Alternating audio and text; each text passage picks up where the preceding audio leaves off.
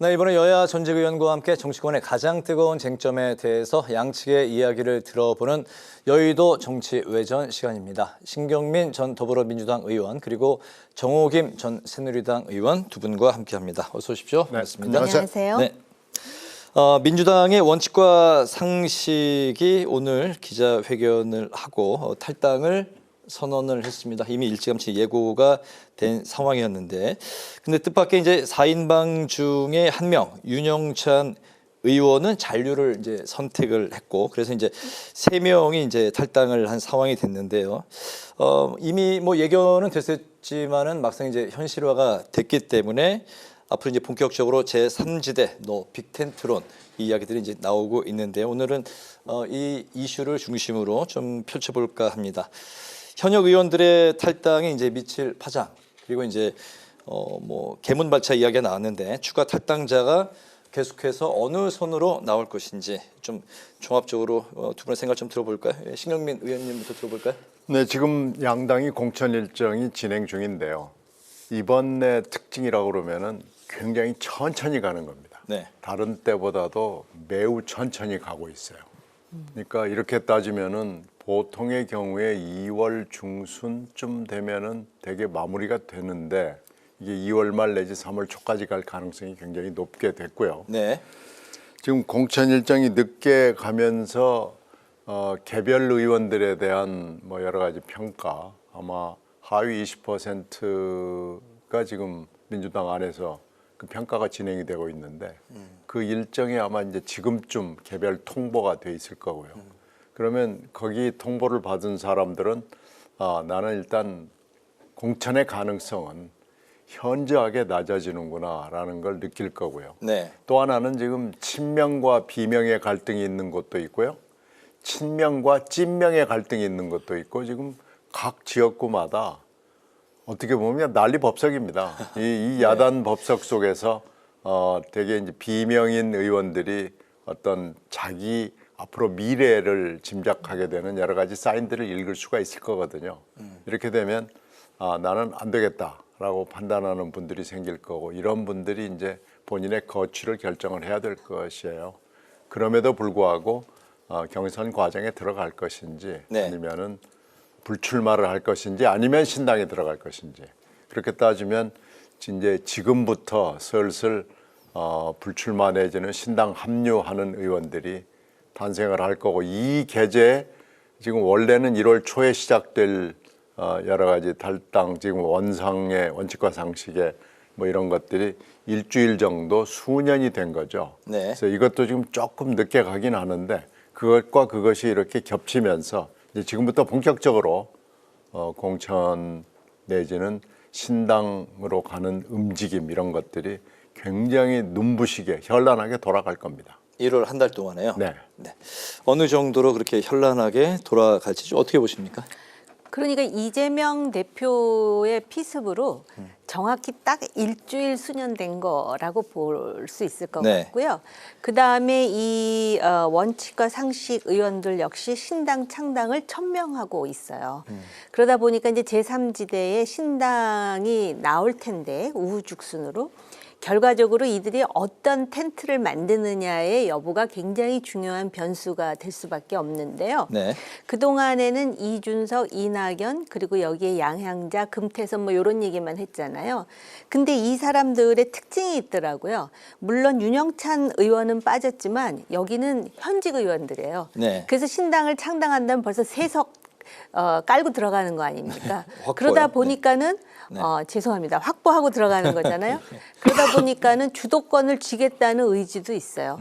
그런데다가 지금 그 준연동형 비례대표제가 계속 갈 가능성이 좀 높아지고 있습니다. 그렇기 때문에, 그리고 지금 이분들의 탈당 러시와 함께 당원들의 탈당 러시, 그리고 그거를 이제 인증해 갖고 보여주는 그런 퍼포먼스들을 막 하더라고요. 그러니까는 더군다나 이재명 대표가 전혀 변화할 기미가 보이지 않고, 특히 이원욱 의원은 어떤 얘기를 하냐면은 적어도 만류하거나 설득하는 제스처조차 없었다, 이렇게 얘기를 하는데, 네. 이 세 사람이 탈당하는 게 그렇게 심각하다면 대표 아니면 대표 측근들이 그런 노력이라도 했어야 되는데 어쨌든 이원욱 의원 이야기로는 전혀 없었다고 얘기를 하거든요. 그렇기 때문에 지금 공천과 관련해서도 뭐 자객 공천 해가지고 뭐 여러 가지 일들이 벌어지고 있지 않습니까? 이미. 그래서 저도 신경민 의원님과 같은 생각인데 결과적으로는 결국은 민주당 내에 이낙연 전 대표와 그 측근들 그리고 이 원칙과 상식 그리고 이제 국민의힘에서 이제 신당 창당을 하는 이준석 전 대표를 중심으로 한 세력 그리고 중간지대 금태섭 양양자 이 사람들이 어떤 그림을 그리느냐가 상당히 중요할 것 같아요. 어떻게 보면은 이제 변수가 뭐 윤석열 대통령, 이재명 대표가 아니라 이들끼리 자체적으로 만들어내는 그림 자체도 큰 변수가 될 수 있을 듯해요. 네. 윤영찬 의원의 잔류를 두고 현근택 부원장의 최근 뭐 그 작년 연말에 이제 송년회에 있었던 발언 때문에 그 같은 지역구이기 때문에 그 자리에 제안을 받아서 그 잔류한 게 아니냐라는 뭐 그런 관측들이 뭐 좀 지배한 것 같습니다. 뭐 그게 영향이 있겠죠. 이게 그저께 저녁 때 방송에 나오면서 불거져 나오기 시작했거든요. 네. 그 전에 이제 아는 사람들은 아름아름 있었던 것 같고요. 그저께 방송에 나오면서 이제 이 문제를 홍 원내대표가 지금은 2인자로서 이것을 처리할 수밖에 없는 상황이 됐는데 원칙대로 처리를 하겠다. 그러니까 지금 최근에 최강욱 의원이 그 여성 비하 발언으로 네. 크게 문제가 됐던 적이 있잖아요. 그래서 이거 무겁게 다뤄야 된다라는 쪽으로 얘기를 하고 있는데 거기까지는 좋은데 또 어저께 오후에 정성호 의원하고 이재명 대표가 문자를 주고받은 게 보도가 됐어요. 네. 어저께 한 오후 5시쯤인데 이게 또다시 영향을 줘가지고 이재명 대표의 본심이 드러난 거예요. 좀 내가 총애하는 사람이니까 이제 그런 거죠. 좀 경징계로 가서 공천에 영향을 안 줬으면 좋겠다는 본심이 드러난 거고 정성호 의원은 아무 직함이 없는데도 불구하고 중간 보스 역할을 한 거죠. 핵심 실세 역할을 한 게 또 드러나고 그래서 여러 가지의 그 이재명 대표 체제의 민주당의 속살이 이게 일시에 드러나 버려가지고 이제는 중징계를 하지 않을 수가 없는 원칙대로 가지 않을 수가 없는 상황이 된 것이 아무래도 윤영찬 의원의 지역구이기 때문에 있을 거고요. 네. 또 하나 오늘 아침에 윤영찬 의원이 그 페이스북에 올린 원상과의 모임에 자기가 빠지게 된 이유를 설명하는 데 보면은 이런 규절이 있습니다. 당을 바꿔야 되겠다. 당에 남아서 김대중 정신으로 돌아가는 당을 만들고 싶다, 보고 싶다 하는 대목인데 그건 무슨 얘기냐면은 4월 총선이 끝나면 바로 8월에 전당대회가 있습니다. 네. 이때 되면 이제 이재명 대표가 다시 한번 당대표 도전을 할지 안 할지 하는 것을 바로 4월 총선 끝나고 나면은 결정을 해야 되거든요. 이제 그걸 가지고 그러면은 누가 이재명 대표를 대신해서 나갈 수 있는 사람이 누구냐? 이재명의 복심과 아니면은 반 이재명, 비 이재명의 대표가 나와서 싸워야 되는데 이때 아마 이제 누군가 나오고 싶어하는 사람이 몇 명 있는 것 같아요. 네. 이제 이걸 가지고 당을 바꿔보겠다. 당을 진짜 DJ 당으로 한번 옛날 DJ 정신으로 돌아가고 싶다라는 생각을 하는 사람들 여기에 동조하는 그런 SNS 글이 있습니다. 따라서 저는 뭐 뒤에 두 번째 이유도 상당히 크게 작동한 거 아닌가 생각합니다. 알겠습니다. 8월 전당대회까지 그 논의를 좀 확대해서 말씀해 주셨는데 사회자로서 이제 뭐 좀 이렇게 양적인 기계적인 균형도 이제 잡아야 되는데 사실 짧게 질문을 드리고 짧게 답변을 받고 이번 질문도 첫 번째로 좀 답변을 들을까 했습니다. 뭐냐면은 바로 이제 이낙연 신당과 관련된 거기 때문에 먼저 그 신경민 의원님부터 좀 들어볼까 하는데요. 이번 주 내에 제3지대 빅텐트가 급물살을 탈 거라는 이제 전망이 아주 우세하게 나오고 있습니다. 어제 국회에서 이낙연, 이준석, 양양자, 금태섭 이른바 그 최근에 빅 그 텐트의 주요 인물들이라고 이제 하는 사람들이 제3지대 키맨들이 이제 한 자리에 전부 모였습니다. 오늘 탈당한 3인방도 개혁대 연합을 이제 제안을 했는데 과연 중도층 외연 확장은 어느 정도 할 수 있을지 총선에 결정적으로 어느 정도 좀 영향을 줄 수 있을지. 내일 탈당 그리고 또 신당 선언에 같이 자리를 하시나요? 뭐 저는 자리를 하지 않을 것 같기는 한데 하여튼 뭐 이낙연 대표의 신당에 대해서는 찬성을 하는 입장이고요. 네. 이게 이제 개혁 대연합을 여러 사람들이 지금 얘기를 해요. 이걸 이제 쉽게는 뭐 빅텐트다 이렇게 얘기를 하는데요. 빅텐트의 가능성은 열려 있죠. 뭐 지금 속도가 다 다르기 때문에 일부는 이미 당을 만든 사람도 있고 지금 만들려는 사람도 있고 아직 시작을 안 한 사람도 있지만 이분들이 어딘가에 플랫폼을 만들어서 하여튼 모여서 합당이 불가능하면 선거연합을 하자. 뭐 정당의 합당 말고는 선거연합과 정책연합이 있기 때문에 여러 형태의 협조와 연합은 가능하거든요. 그래서 이건 지금 사실 촉박했다고 어떤 분들은 얘기하지만 사실 이 정도 시간이면은 뭐든지 또 할 수 있는 시간 여유가 됩니다. 그래서 앞으로 어떤 형태의 협조와 연합이 될지는 아무도 짐작할 수가 없고요. 부단히 지금부터 물밑에서 또는 공식적으로 얘기를 할 것으로 짐작이 되고요. 이 원칙과 상식이 오늘 이렇게 탈당을 하고 내일 이낙연 대표가 탈당을 하면서 이제는 가속이 좀 붙는다고 봐야 됩니다. 네, 알겠습니다.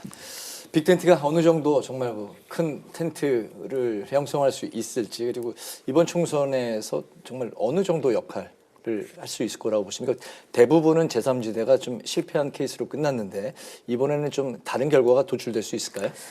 그 예년과 다르다고 한다면 여론조사를 해보면은 그 신당 내지는 새로운 세력에 대한 수요가 상당히 높다라는 거예요. 그런데 과거의 전례로 보면은 신당 창당에 대해서 그렇게 유권자들이 관심을 주거나 적극적인 지지를 주지 않아요. 우리는 흑 아니면 백, 뭐 이렇게 중간지대에 대해서 문화적으로 또는 가치 체계가 좀 그런 인식 구조가 있는 것 같아요. 그렇지만 여전히 지금 현재 양당에 대한 피로감과 불신, 염증이 굉장히 크기 때문에 정치 발전을 위해서 정말 국민 전체를 대표할 수 있는 목소리가 나와야 된다라는 문제의식은 있거든요. 그런데 보시면 이낙연, 이준석, 양양자, 금태섭 정말 7빛깔 무지개처럼 전부 색깔도 다르고 그래서 이 사람들이 지금 주장하는 것이 9가지가 달라도 한 가지가 같으면은 뭔가 공유할 수 있는 것 아니냐 이렇게 이제 그 정당성을 만들어내려고 하는 것 같아요. 그런데 결국은 뭡니까? 총선 전에 이런 게 만들어졌다라는 거는 공천과 당선이 결국은 핵심 포인트라는 거예요.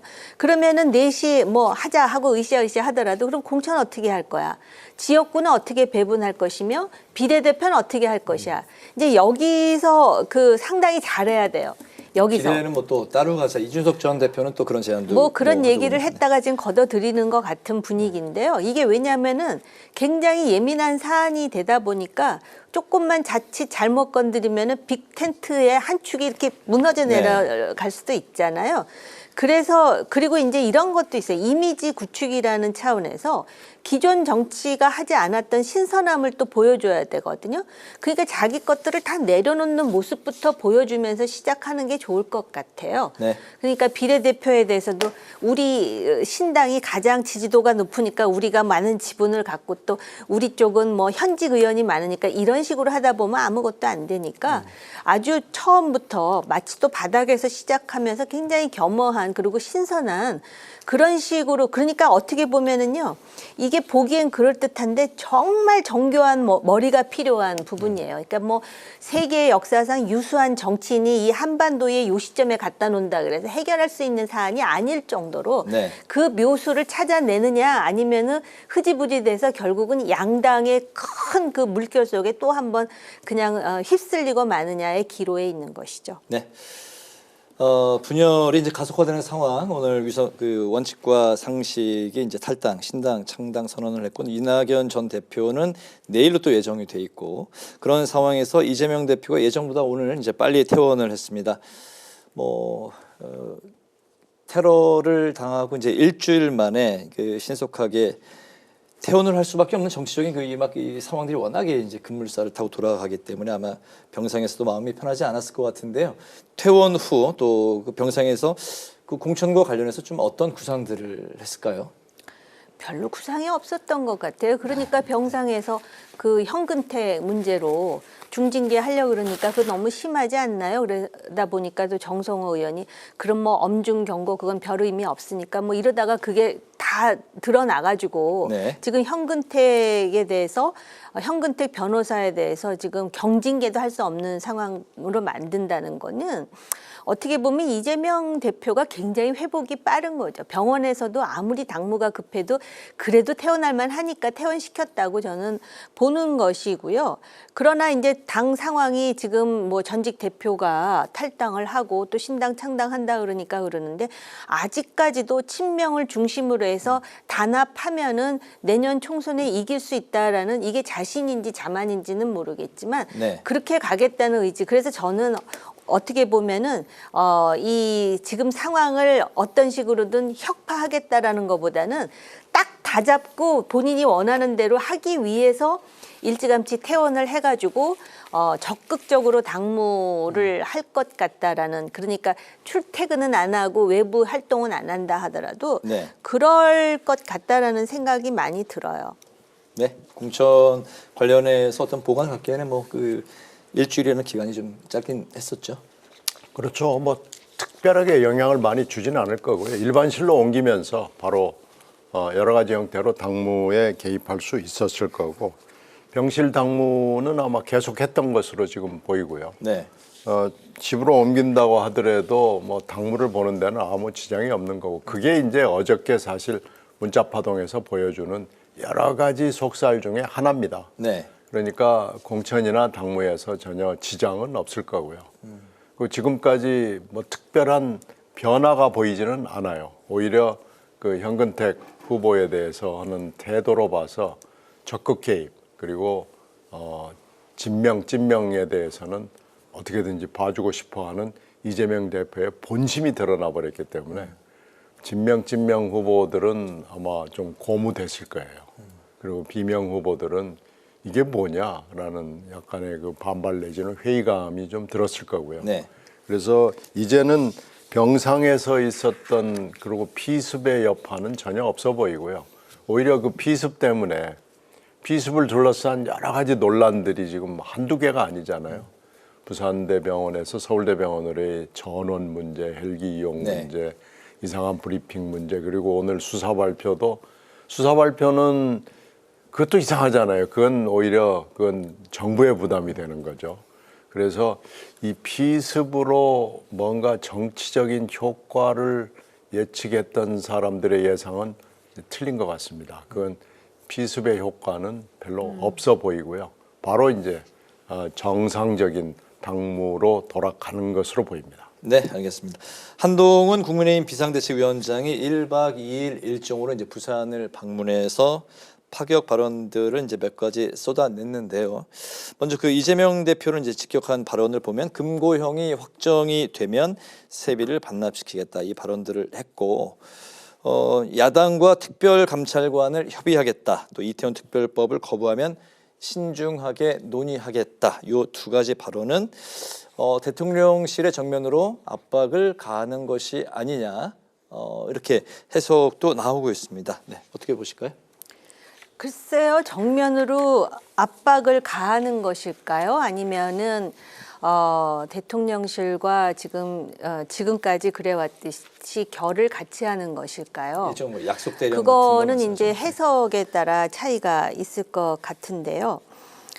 일단 지금 부산의 경우에 엑스포 유치 실패로 굉장히 민심이 악화된 상황에서 이재명 대표의 피습에 헬기를 타고 그 부산대 병원을 마다하고 서울대 병원으로 온 것에 대한 민심이라는 게 꼭 무슨 형이 상학적이고 굉장히 정책 지향적인 걸 가지고 이 민심이 바뀌는 게 아닙니다. 네. 기 때문에 이제 그런 상황에서 이걸 좀 다잡겠다라는 의지가 있었던 것 같고요. 그러다 보니까는 그 내용을 보면은 주로 이제 이재명 대표와 관련된 것 또는 연상시킬 수 있는 것하고 지금 이제 상당히 민감한 이슈인 김건희 여사 이슈, 그다음에 이태원 특별법 이런 네. 이야기를 했는데 보면은 이태원 특별법과 관련해서도 거부권을 신중하게 논의하겠다라는 것이 거부권을 신중하게 제한하겠다라는 것인지 아니면 이건 거부하면 안 된다라고 말하겠다라는 것인지 그런 부분은 아직까지도 구체적으로 또는 그 장점이 있잖아요. 한동훈 위원장의 장점. 굉장히 명징하게 자기 생각을 얘기하는데 네. 그런 민감한 이슈가 나올 때는 굉장히 이렇게 추상적으로 얘기를 해요. 예를 든다면 자유민주주의 하에서 어떤 비판도 환영합니다. 그러니까 답변을 하는 게 아니라 그렇게 이제 그래서 이거는 나중에 어떻게 하겠다라는 거는 좀 지켜봐야 될 일이라고 생각이 들어요. 네, 알겠습니다. 지금 뭐 여러 가지 얘기를 했는데 그 중에서 의미 있는 얘기는 금고형이 확정되면 세비를 반납시키겠다. 이 얘기는 정책으로 채택할 수 있을 것 같아요. 네. 뭐 이걸 아마 뭐 법으로 만들든지 뭐 하면은 이건 실행할 수 있는 거고 이건 민주당이 좀 꼼짝 못하는 대목인 것 같고요. 네. 그러나 야당과 특별감찰관을 협의하겠다라는 문제는 이건 바로 실행을 할까라는 느낌이 좀 들고요. 이태원 특별법 거부권을 신중 논의하겠다라는 것도 이게 실행할 수 있을까? 이게 대통령실과의 어떤 의사 조율이라 그럴까요? 그런 건 가능할까? 뭐 이런 느낌이 좀 들어요. 근데 두 가지 지금 다뭐 50% 이하로 좀 네, 보시는 그러니까 건가요? 지금까지 한동훈 위원장이 전국을 순회하면서 뭐 말과 여러 가지 행동으로 상당히 어필한 측면은 그건 분명히 있어요. 확실히 차별화돼 있는 건데 정치적 책임자로서 지금 여당의 대표잖아요. 네. 책임자로서 책임질 만한 얘기를 한 건 그게 이나마 좀 이게 처음인 것 같아요. 그래서 과연 이걸 실행할 수 있을까? 더군다나 대통령실과 각을 세울 수 있을까? 이걸 한번 지켜보고 싶은데 저는 좀 잘할 수 있을까? 좀 회의가 듭니다.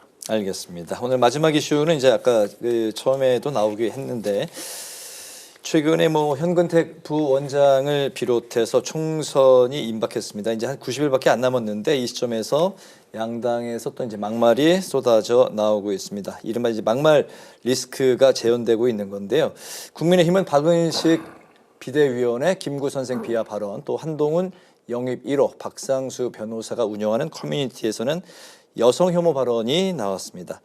민주당은 현근택 부원장의 연말 송년회 여성 또 이제 그 관련한 성희롱성 발언이 나왔기 때문에 여성위가 현 부원장의 강력한 징계를 요구하고 나선 상황인데요. 좀 어느 쪽이 이 상황에서 좀 그 총선에 더 좀 타격을 받을 수 있고 양당 공이 어느 선에서 조치하는 게 좀 타당하다, 적절하다고 보십니까? 지금 현근택 변호사 같은 경우는 아마 중징계 받을 수밖에 없는 상황이고요. 중징계라고 하면 컷오프를 말씀하시는 건가요? 지금 컷오프 얘기가 이미 나왔잖아요. 그랬더니 너무 심한 거 아니에요? 그러면서 엄중 경고하다가 그게 다 공개가 됐기 때문에 만약에 경징계로 하면은 그만큼 이재명 대표가 말로는 시스템 공천한다 그러면서 지금 완전히 친명 일색으로 만들려고 한다라는 비난에서 자유롭지 못한데 그래서 원하더라도 아마 중징계로 갈 수밖에 없을 거예요. 경징계에서 그치기 어려울 거고요. 그러니까 민주당 여성위가 나서잖아요. 민주당 여성입니다. 네. 그다음에 지금 국민의힘 같은 경우는 이 비대위원들이 과거에 뭐 했다는 얘기인데요. 아니 검증도 안 하고 비대위원을 임명한 건가라고 할 정도로 지금 계속해서 얘기가 나오거든요. 지금은 굉장히 또 몇 년 전하고 달라서 그 사람이 무슨 말과 행동을 했는지가 마치 또 유리상자에 있듯이 다 나오는데 네. 이런 거 하나도 그러면은 크로스 체크를 안 하고 지금 임명을 했다라는 것인가와 함께 이 막말이 왜 중요하냐면은요. 4년 전 총선에서 민주당이 압승하고 당시에 그 우파 보수 정당인 지금 미래통합당이 참패했던 중요한 요인 중에 하나가 바로 선거 직전에 터진 공천 끝나고 선거 무렵에 터진 막말 파동 때문이었거든요. 그래서 제가 볼 때는 이 막말이 총선 때까지 간다라는 의미보다는 네. 앞으로 지금 90여일 남았잖아요. 그러면 이제 그 90여일 동안 누군가는 또 사고를 칠 겁니다. 그래서 그 막말의 수위라든지 국민 감정을 얼마나 건드리는지 또 그 막말에 대응하는 당 지도부의 태도라든지 이런 거를 보고 아마 심판하겠죠, 유권자들이. 네, 그 사전 검증은 사실상 뭐 쉽지는 않아 보입니다. 그 어떤 선에서 좀 조치를 해야 될까요? 이게 지금 노인 발언을 했던 비대위원을 두고 한 사흘 버텼잖아요. 네. 버티다가 또 그분이 다른 또 막말이 실언이 있어가지고 할 수 없이 잘라낸 건데 이 박은식이라는 분도 좀 심해요. 그 박은식이라는 분이 이전에 또 뭐 말이 하나 있었어요. 네, 근데 이게 지금 두 번째 비하 발언 드러난 건데 자르는 게 맞을 겁니다. 근데 이 한동훈 비대위원장은 장관 시절부터 인사 검증을 잘 못하는 것 같아요. 그러니까 밀행주의로 자꾸 이렇게 몰래 비밀 유지하면서 하다가 보면 이런 실수가 나고 밀행주의를 하려면은요 이 검증팀들이 굉장히 철저하게 해야 되고요. 요즘에 검증팀들은 사실 공개된 정보만 가지고 검증하는 것만 잘 해도 웬만한 건 걸러내거든요. 감추려고 그러는 뭐 비행이나 뭐 막말이나 이런 건 뭐 어떻게 쉽게 나오지가 않죠. 그런데 요즘에는 디지털 시대이기 때문에 상당 부분이 많이 수면 위에 드러나 있기 때문에 네. 이런 것을 실수한다는 것은 이건 게으름 내지는 이건 능력 부족밖에는 안 되는 겁니다. 그러니까 한동훈 위원장이 자기 그걸 감추기 위해서라도 빨리빨리 처리하는 게 맞고요. 이런 걸 가지고 시간을 끌고 그러는 건 맞지 않고요. 영재 뭐 인재 영입 1호라고 그러는 박상수 변호사 이것도 좀 납득이 안 돼요. 인재 영입 1호라고 그러면 여러 가지 상징성이 있을 텐데 이걸 아마 이렇게 보면은 법조라고 그래서 봐주는 거야 라는 얘기가 바로 나올 겁니다. 그러니까 한동훈 위원장이 그 지금 인기를 유지하는 비결은 빨리빨리 조치하는 거라고 생각해요. 알겠습니다. 특히나 총선을 앞두고 여혐 발언을 포함한 성희롱성 발언들이 굉장히 좀 그 국민들이 민감해하는 부분이고 타격이 굉장히 뭐 가장 큰 부분이 아닐까 싶은데 양당 공이 좀 조심을 해야 될 것 같습니다. 여의도 정치외전 지금까지 신경민 전 더불어민주당 의원, 정호김 전 새누리당 의원 두 분과 함께했습니다. 오늘도 잘 들었습니다. 감사합니다. 네, 고맙습니다. 오늘 국회 라이브 6도 여기서 마치겠습니다. 시청해주신 여러분 고맙습니다.